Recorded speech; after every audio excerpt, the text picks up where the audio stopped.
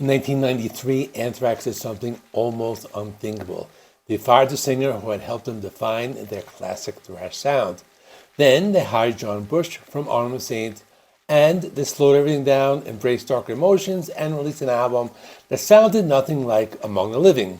For some fans, it was the moment Anthrax finally grew up and made their masterpiece. For others, it was the day they sold out and abandoned everything that made them great. More than 30 years later, Sound of White Noise remains one of the most divisive albums in heavy metal history. So was this a bold artistic reinvention that saved Anthrax from becoming another casualty of the 90s, or was it a desperate attempt to chase the alternative metal boom? Today we're diving into the complete story of Sound of White Noise to find out whether this album was pure genius or the biggest sellout move of Anthrax's career. The year is 1992. Anthrax had just enlisted Arm Saint frontman John Bush, and it was time to write new music for what would become their hugely successful sixth studio album, Sound of White Noise. The writing process was a big departure for Anthrax. It marked the moment they traded their traditional 80s speed metal for a darker, heavier, and more introspective 90s alt metal sound. To build chemistry, guitarist Scott Ian and newly recruited vocalist John Bush rented a small apartment together in Manhattan. Coincidentally, both men were going through a devastating breakups at the time. They channeled the shared emotional misery directly into the lyrics, which shifted Anthrax away from comic book and horror themes toward gritty, real-world pain. However, before John Bush joined, drummer Charlie Benante and Scott Ian had already written a lot of music.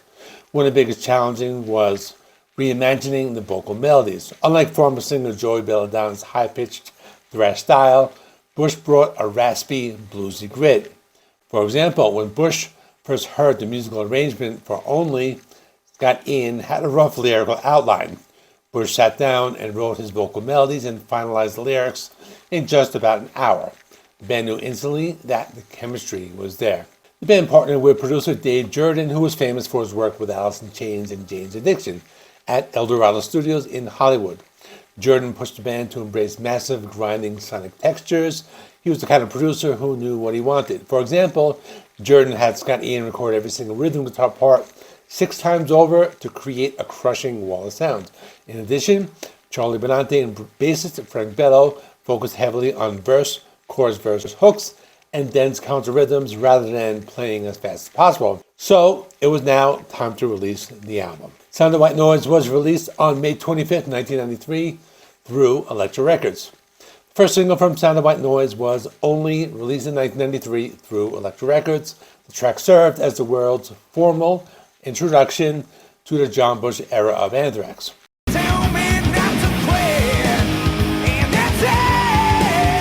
song did very well, peaked at number 26 on the Billboard Mainstream Rock chart and received heavy rotation on MTV, making it a defining alt-metal staple of the summer of '93. They even received some high praise from Metallica's James Hetfield, who called it a perfect song. The official music video for Only was a dark psychological masterpiece that visually cemented Anthrax's total transformation for the 90s alt-metal era. It was directed by noted rock photographer and director Paul Ehrlich, who brought a surreal high art conceptual look to the shoot. He utilized heavy black and white contrast, fast-cutting strobe effects, and gritty, high-grain film. The video opens with striking, eerie shots of the band members intersped with flashing images of human skull X-rays. Then the band performs inside a heavily shadowed claustrophobic room featuring textured walls. You could also see the gloomy, rapid clips of industrial city and flickering white noise. Television static flash throughout the video to mirror the paranoia on the lyrics. The second single from Sound of White Noise was Room for One More, released in 1993. The track kept the momentum going for Anthrax's new alt-metal era and features one of the most memorable rhythm grooves on the record. The song includes a crushing rhythmic drum intro from Charlie Benante, then later shifts into a mid-tempo groove tailored perfectly for John Bush's vocals. The lyrics focus on themes of manipulation and a man attempting to atone for past sins while being forcibly roped into someone else's deception. Unlike the dark, abstract studio setting for Only, the promotional video for Room for One More captures the band doing what they do best, delivering an explosive, high-energy live performance in a place that looks Very dark and creepy, reminiscent of a horror movie. But if you've been watching the series, you know that Anthrax likes to write songs based on popular movies and TV shows, and that's what I did for the third single, Black Lodge. Lift up your head if you're only up. Song stands out as one of the most experimental, eerie, and unique tracks on Anthrax's entire catalog. Song was a full-on tribute to David Lynch's cult masterpiece television series, Twin Peaks, named after the extra-dimensional realm of pure evil featured in the show. The idea came about because Charlie Benante and Scott Ian were completely obsessed. They wrote a slow, somber instrumental demo and boldly reached out to the show's iconic composer, Angelo Badalamenti. To their shock, Badalamenti, I'm not sure how to pronounce that. But he loved the foundation. He collaborated on the arrangement, rewriting the chord progressions, and layering the track with his signature haunting orchestral synthesizers. It became a sweeping dark ballad that completely abandoned thrash metal, leaning into shoegaze and avant-garde gothic metal. Director Paul Ehrlich took the helm again, leaning heavily into surrealist imagery. The video tells a story where a woman is abducted and subjected to psychological torment inside a dark, oppressive environment. And you might not notice, but there's a young woman in the video, and maybe you recognize her, but if you don't, it is a young Jenna Elfman. Anthrax also toured extensively to support Sound of White Noise, keeping them on the road throughout most of '93 and into early '94.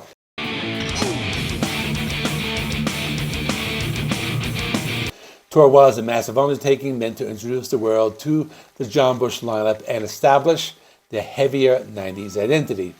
Before launching into massive arenas and stadiums, Anthrax went on a raw, intimate test run. In mid-May 1993, right before the album dropped, they did a brief 6-date Live in the Dive club tour. They played legendary small rooms like the Troubadour in West Hollywood and the Grand in New York City. In addition, during their warm-up show at the Grand on May 24th, a special person came by as a guest, and you're not going to guess who it is, but I'll tell you, it's Gene Simmons of Kiss, who randomly stepped out of a limousine, walked onto the stage, and performed the Kiss classic She with Anthrax to close the night. The powers are within her. Immediately following warm-up, the band flew to Europe for a massive tour. Through May and June, they played to large festival crowds, including the legendary Dynamo Open Air Festival. For club and theater dates for this leg, they were supported by the explosive rap metal band Clawfinger. The main North American leg kicked off later that summer and ran deep into the fall. To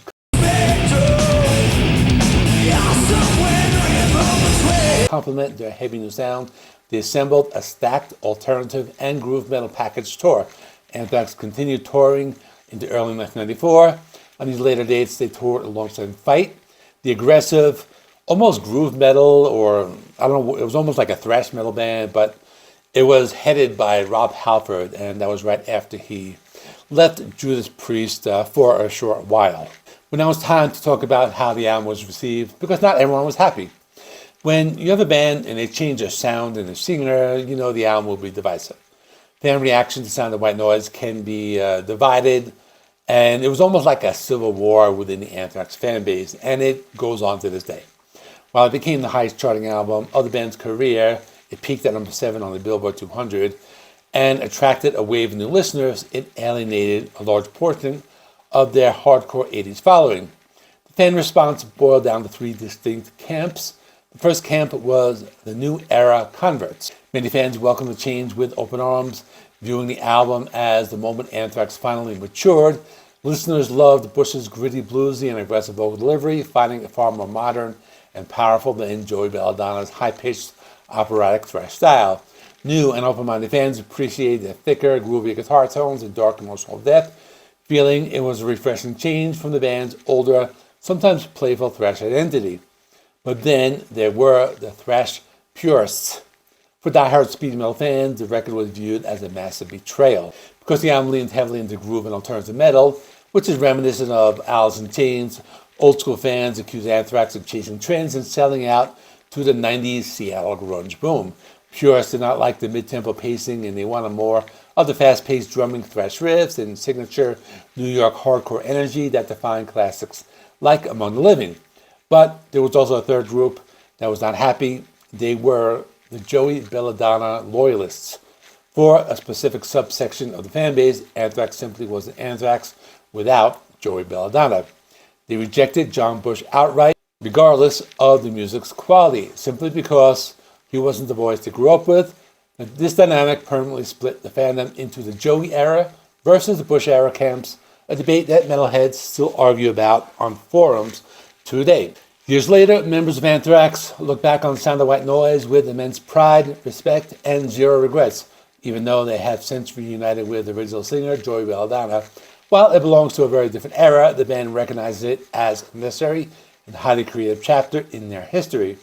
Drummer Joey Belladonna has defended the album as one of the best records they ever wrote. He sees it as a completely authentic expression of who they were in 1993, rather than a forced attempt to follow a trend. Scott Ian has frequently stated in interviews and his memoir that the band had to evolve to survive the 90s. He considers tracks like Only to be absolute high watermarks of Anthrax's songwriting catalog, but there is a downside. Anthrax rarely plays John Bush-era songs live anymore, out of respect for Joey's vocal style. However, Ian and Benante have always maintained that they love those records and refuse to sweep them under the rug. But there is John Bush, who is incredibly proud of the record, noting in interviews that it remains the only gold-certified album of his entire career. In addition, John Bush recently remarked that Sound of White Noise felt very right for the time, but even looking back, it almost felt like it was still a little ahead of its time. Next time, we'll talk about the follow-up, Stomp 442, and how many people felt was a step down from Sound of White Noise, but still has some moments. So in the meantime, check out the Anthrax playlist. It should be over here. I'm talking about the story of Anthrax, and I'll be talking about some side projects like SOD and some other bands like the Belladonna solo album. And all of that, I want to try to finish this before September when the new one is released. So thanks for watching. See you in the next one.